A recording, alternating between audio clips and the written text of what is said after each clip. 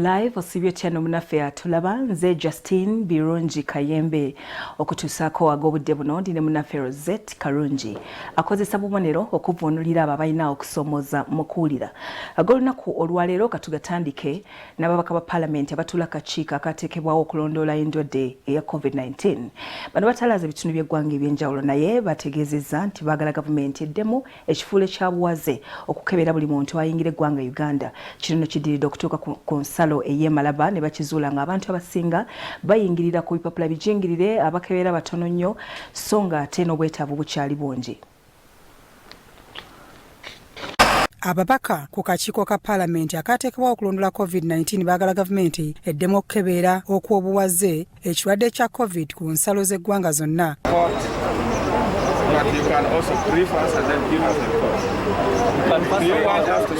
Kino kidiridde ababaka bano okugenda ku nsalo Emalaba ne bakizuula nga ku bantu 100 abayingira eggwanga 5 bokka be bakeberebwa ng'abasigadde bayingira analizaati enjingiriro okuva e Kenya. We see over 500 to 1,000 trucks crossing here on daily basis. Those are with how many occupants? Those are with the 2 occupants. That so means like 1,000. That means we get about to 1,500 people crossing here on daily basis. Okula Chadley David akulira okukebera n'okulondoola ekirwadde kya COVID-19 ku nsalo eno agamba nti buli lunaku ebimotoka birukululana kumpi 10 byebiyingira eggwanga. Results from Kenya and how many come without results? So that you only test 50.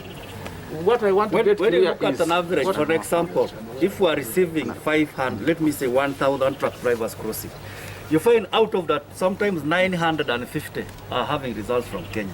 Then the 50 have come without results and they are tasting from here. Owele Dixon RC Wetololo ategeezezza nti kino kyabulabe eri eggwanga kubanga n'ab'ebyokwerinda bakizudde ng'abantu abasinga bayingira kuno bayingira n'alizaati za COVID enkyamu. If we could move back to testing everybody, that would help us to be able to identify all the cases. But most importantly, we've learned that we are now only testing 50 people out of about 1,500 crossing every day. Abasawo ku nsalo baloopedde akakiiko kano nti batono nnyo bw'ogeraageranya n'omuwendo gw'abantu be bakolako buli lunaku. We are understaffed. You imagine we are 5, but this border operates day and night. So we have to divide ourselves 2 people during the day, 2 people at night, and we don't have an off. There is no day you can go off because the moment we go off, migration will not work. Because if we have not cleared, they cannot be cleared. Kyandibadde nti tuddayo nga bwe twakola mu kusooka mu weevu yasooka nga tutestinga ate nga tutestingira bwereere mu bungi. Naye era ekyobwereere bwe tuba tekisoboka twantaddewo ssente ensaamusaamu naye twandibadde tupima buli ayingira obuvunaanyizibwa tubuteeke ku ffe bennyini buli ayingira Uganda tube nga ffe abamwepimira. Ababaka nga bakulembeddwa mu ssentebe w'akakiiko Honorable Dr. Emmanuel Otala basuubizza okukola ku nsonga z'abasawo. Oluvannyuma basinkanye abakulira olukiiko lwa COVID mu disitulikiti y'Etoro ng'eno kizuuliddwa nti abantu 2,794 be baakwatibwa COVID. Just 28 deaths in total. That's what we have documented. But we also have probable deaths. A number of people are dying in the community with all signs of COVID, but some didn't have opportunity to come to the facilities. Amyuka akulira ebyobulamu ku district Margaret Wire ayogedde nti abantu 28 okufa kyava ku kubasindika mu ddwaliro Embaale wabula eddwaliro ne libagoba nga teriyina bitanda. We have lost a number of patients waiting to be admitted in Mbale.